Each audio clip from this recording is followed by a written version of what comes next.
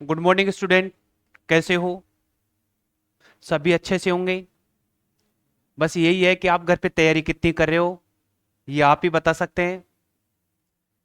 इन दिनों में जो इस छुट्टियां चल रही है अपनी, इन छुट्टियों में यदि आप चाहें तो अपने सब्जेक्ट की बढ़िया से बढ़िया तैयारी कर सकते हो। जैसे मैथमेटिक्स में अपना फिफ्थ लेसन हो गया, सेवन्थ लेसन लगभग आधे से ज़्यादा कवर हो गया।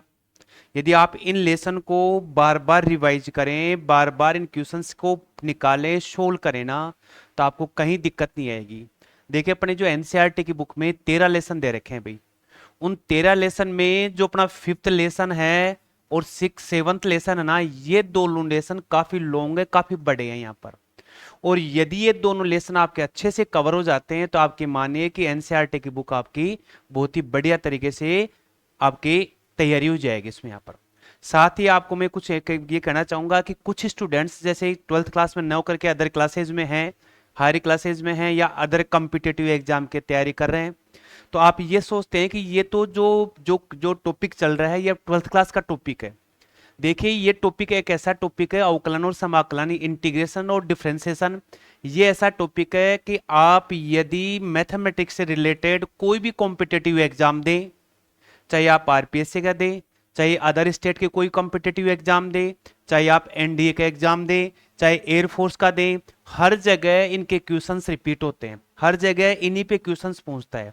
और जो अपनी एनसीईआरटी की बुक है, उस एनसीईआरटी की बुक को ही बेस्ड मान करके आपके क्वेश्चंस बनते हैं यहाँ पर। अब सवाल उठता है कि इन लेसन जो क्वेश्चंस है ना, इन क्वेश्चंस को आप बढ़िया तरीके से कवर करो, फिर आगे की तैयारी के लिए आप इनके जो अपनी टेक्स्ट बुक है या जो अपने पास स्टडी मटेरियल, उनकी हेल्प से आगे की तैयारी होगी।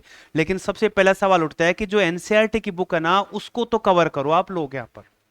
ठीक है, तो आज के सेशन में अपना टॉपिक चल रहा था इंटीग्रेशन बाय पार्शियल फ्रैक्शन था।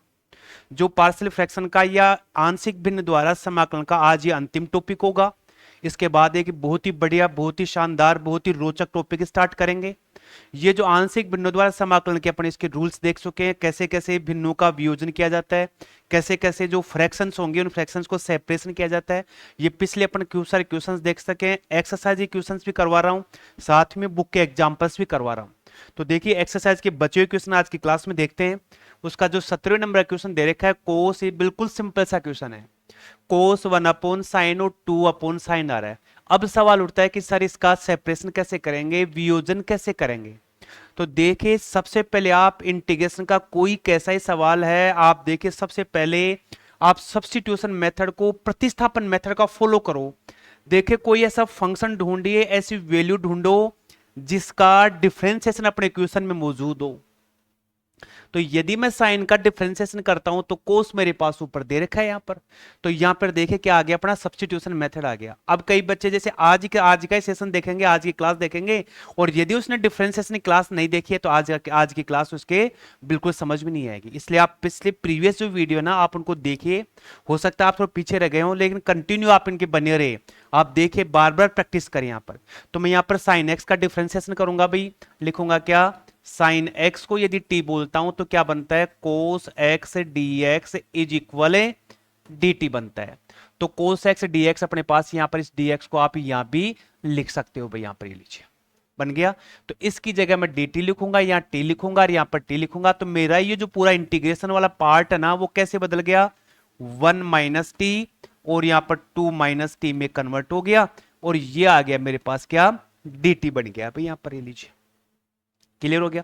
अब अपने पास क्या आ गया, यहां से इसका आंशिक भिन्नों में वियोजन करेंगे भाई। यहां पर वियोजन करने के लिए क्या करेंगे, 1/1 - टी और लिख दिया 2 - टी लिख दिया।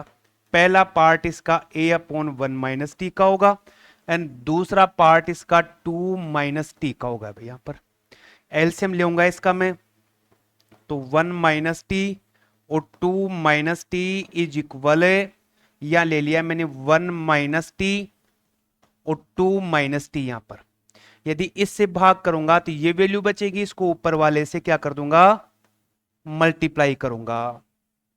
इससे करूंगा ये कैंसिल, 1 - टी आ जाएगा, इससे ये वाला पार्ट इसका कैंसिल हो गया है भाई यहां पर।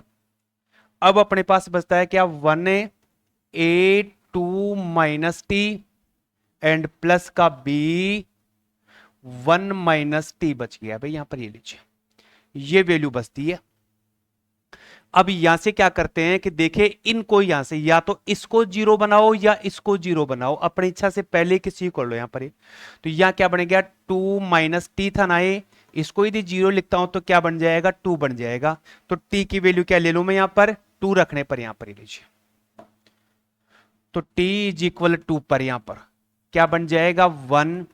जैसे इसमें, जैसे आप इसमें लिखें क्या, टी की जगह 2 रखेंगे तो ये 0 बन जाएगा, और यहां बी 1 माइनस 2, तो 1 है ये 0 और या माइनस का बी, मीन्स क्या आ गया, बी की वैल्यू माइनस आ गई भाई यहां पर, ये लीजिए बी की वैल्यू माइनस आ गई। अब मैं यहां पर क्या, अब एक बार यहां से वैल्यू लूंगा तो क्या लिखूंगा, टी की वैल्यू क्या लिखूंगा, +1 पर यहां पर, तो ए या ए 2 माइनस 1 एंड बी 1 रखने पर ये 0 बन जाएगा। क्या आ गया भाई, ए इज इक्वल 1 बन गया भाई यहां पर, ये लीजिए ए और बी की दोनों की वैल्यू आ गई यहां पर, ये आ गई। अब इंटीग्रेशन किसका करेंगे, इंटीग्रेशन किया जाएगा इस पार्ट का किया जाएगा, क्यों, इस पूरे फंक्शन को, पूरी वैल्यू को इसमें वियोजित कर लिया, इसमें सेपरेट कर लिया, सेपरेशन कर लिया, पृथक कर लिया भाई इसका यहां पर।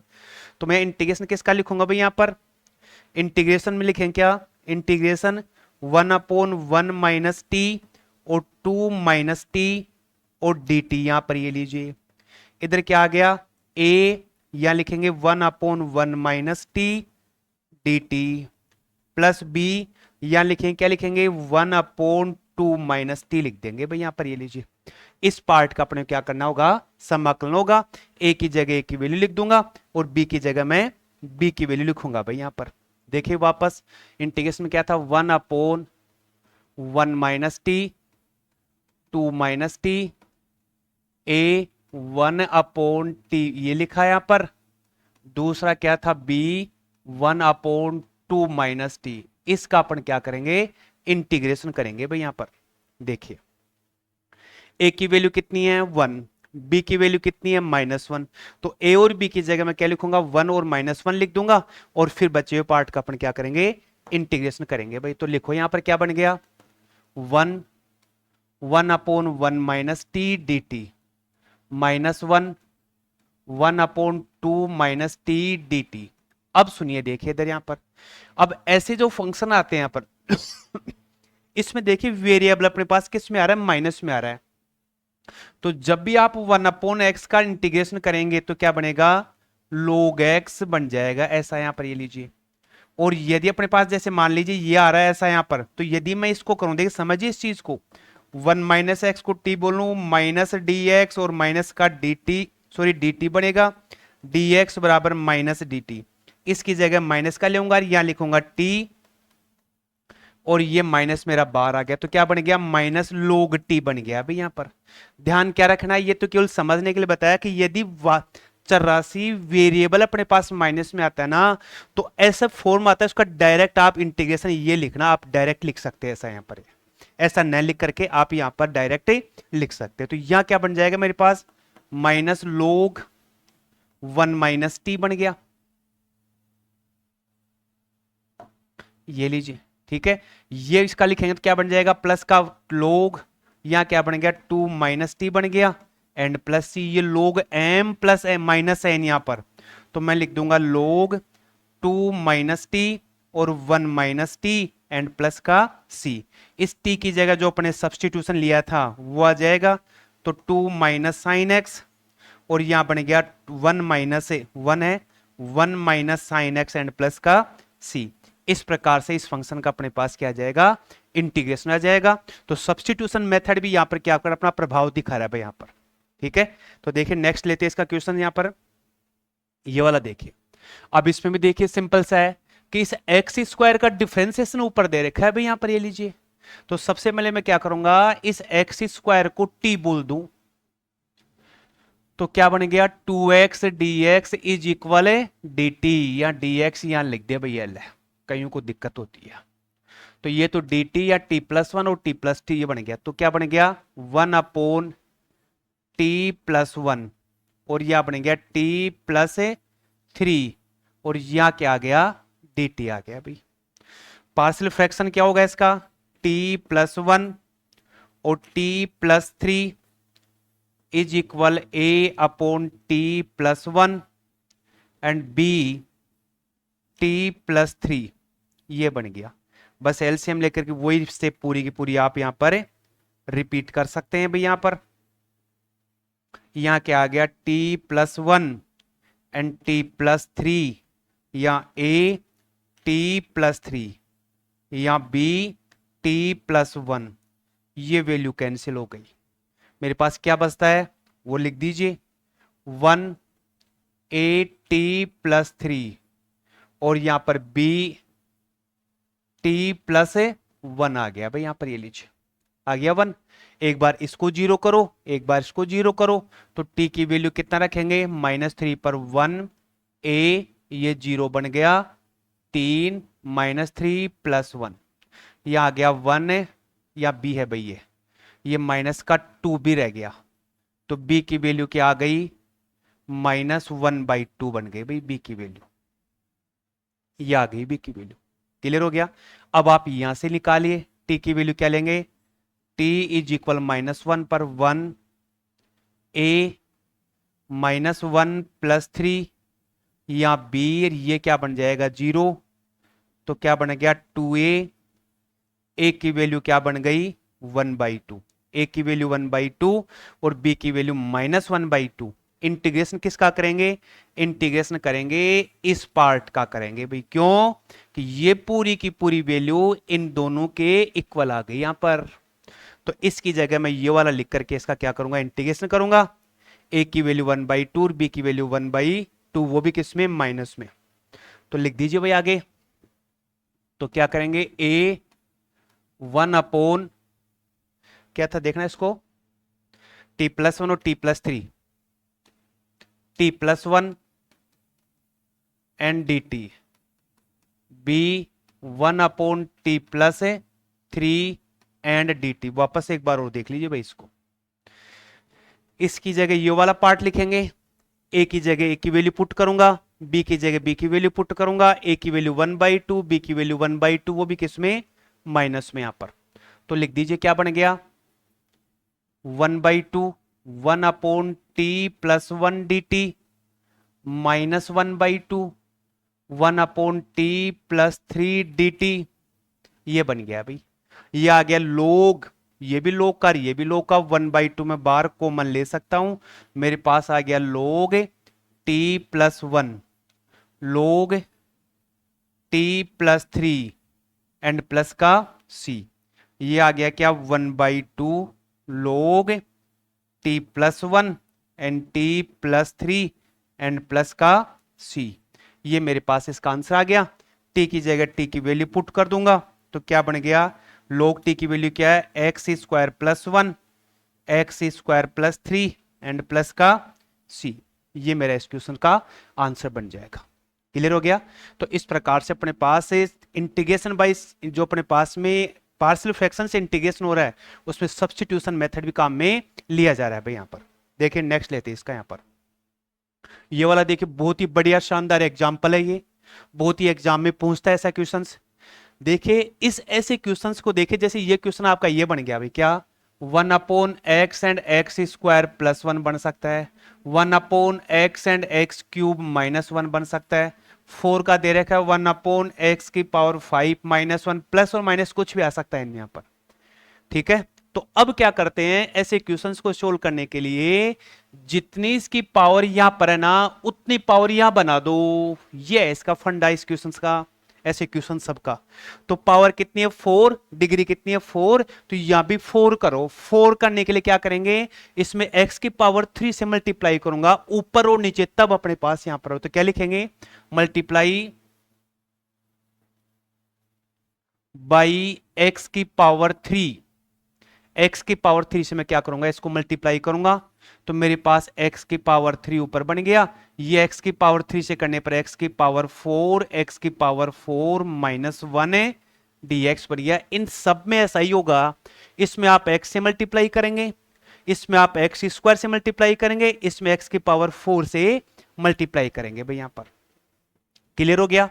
देखिए यहां पर इसकी शॉर्ट टिक भी बनेगी, आप इसका बना सकते हैं। यहां पर देखिए जितनी पावर है उसके इक्वल करो इसको, जितनी पावर है इसको इक्वल करो, जितनी पावर है इसके इक्वल करो भाई। यहां पर ये तो इक्वल करने के लिए उससे मल्टीप्लाई कर दिया। अब देखिए इस वैल्यू का डिफरेंशिएशन अपने पास क्वेश्चन में दे रखा है, क्या लिख दूं यहां पर टी, तो 4x की पावर 3 dx इज इक्वल क्या आ गया, dt x की पावर 3 dx इज इक्वल क्या आ गया, 1/4 dt बन गया।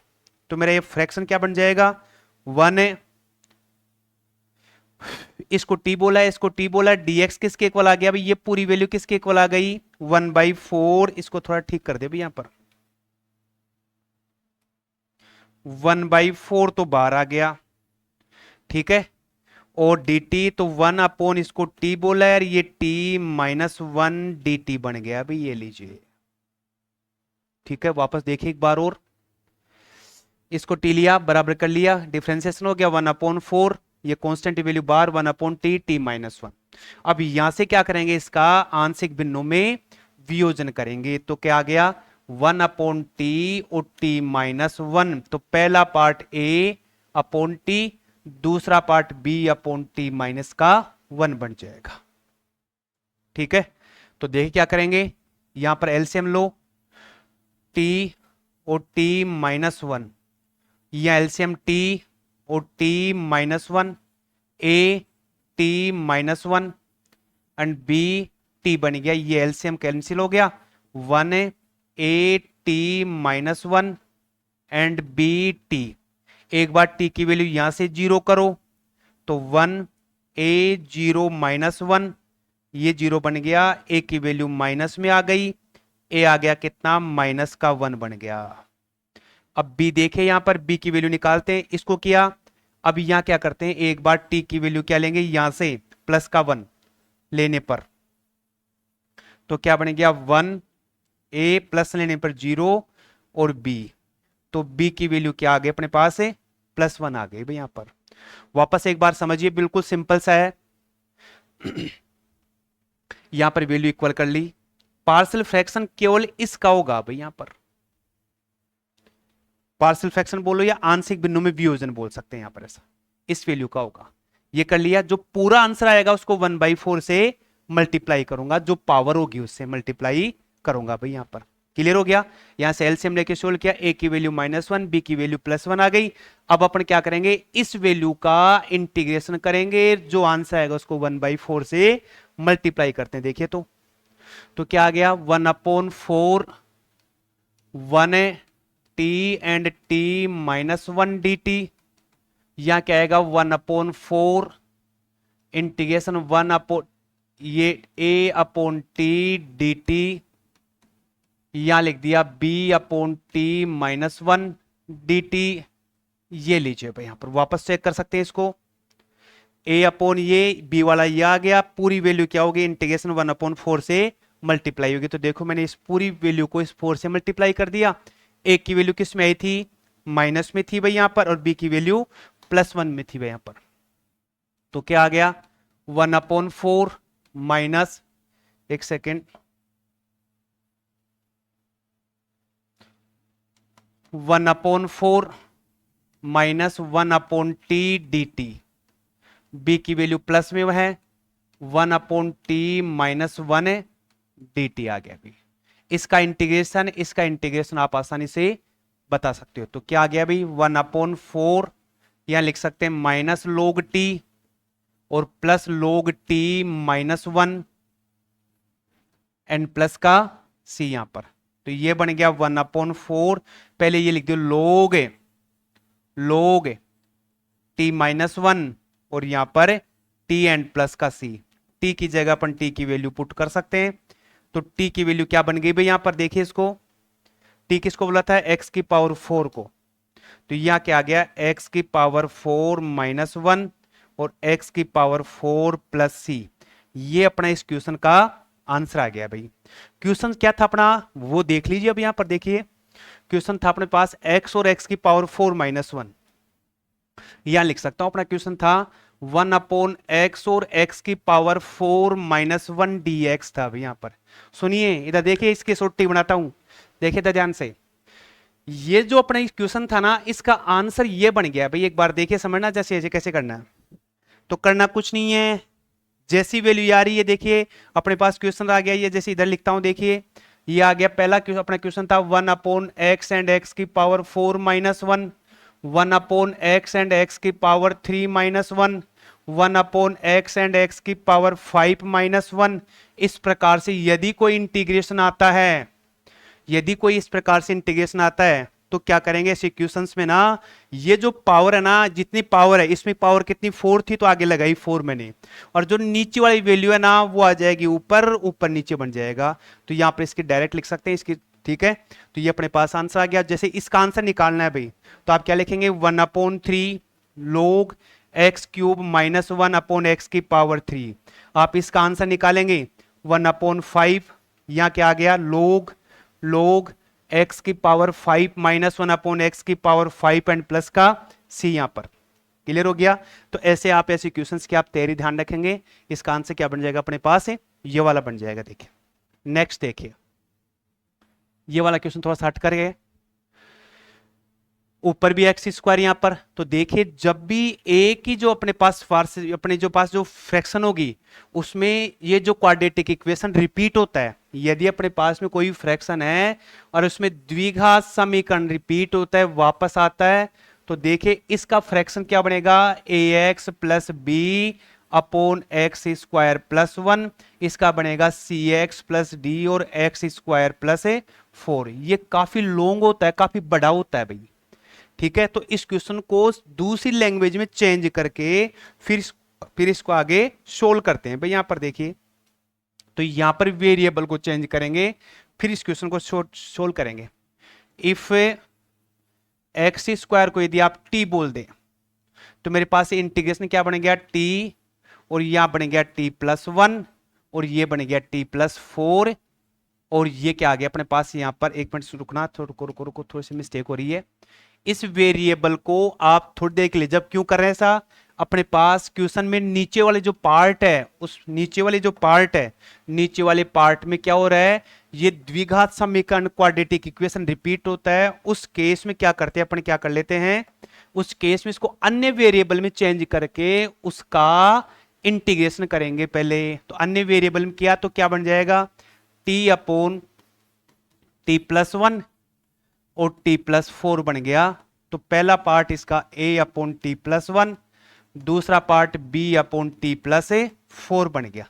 सिंपल सी लैंग्वेज आ गई। अब आप इसको आगे सेल्फ खुद कर सकते हो। यहां पर t प्लस 1 और t प्लस 4, इधर एलसीएम लूंगा तो बन गया t प्लस 1 और t प्लस 4, या a t प्लस 4, यहां पर b t प्लस 1, ये एलसीएम कैंसिल, टी ए या टी प्लस 4 या बी टी प्लस 1, ये मेरे पास आ गया भाई यहां पर।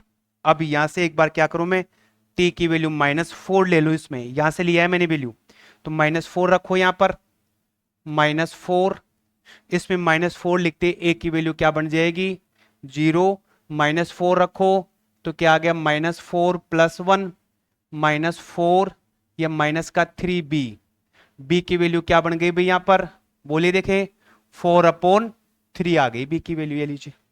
अब क्या करूं मैं, इससे निकालूंगा, t की वैल्यू क्या आ जाएगी -1 यहां पर, t इज इक्वल -1 पर, तो -1 रखो इस t की जगह, तो -1 a -1 प्लस 4 और b क्या बन गया -1 प्लस 1। यहां पर वापस देखिए कुछ नहीं है, सिंपल सा है, एक बार इसको जीरो करेंगे, t की वैल्यू -4, t की वैल्यू -1, -4 लेते हैं तो ये वैल्यू आती है, -1 यहां से लेते हैं तो ये वैल्यू, ये 0 बन गया, यहां क्या आ गया -1, 3a, a की वैल्यू मेरे पास क्या आ गई -1/3 आ गई। अब क्या करूंगा, इस a की जगह a की वैल्यू और b की जगह b की वैल्यू, तो a की वैल्यू कितनी थी -1/3, और यहां पर जब इसका इंटीग्रेशन करेंगे उस केस में वापस वो वैल्यू रख करके इसका इंटीग्रेशन किया जाता है। इधर b की वैल्यू कितनी है भाई +4/3, और यहां पर 1/x² +4 और dx। दोबारा समझिए, ये जो इतना पार्ट था ये केवल आंशिक बिंदु में वियोजन है या फ्रैक्शन को सेपरेट करने के लिए, अलग अलग करने के लिए किया है। तो जब आप इसका इंटीग्रेशन करेंगे ना तो a और b की वैल्यू निकाल करके जब इंटीग्रेशन करेंगे तो इस t की जगह जो t अपन ने लिया है वो t की वैल्यू वापस रख करके इसका इंटीग्रेशन कर देंगे।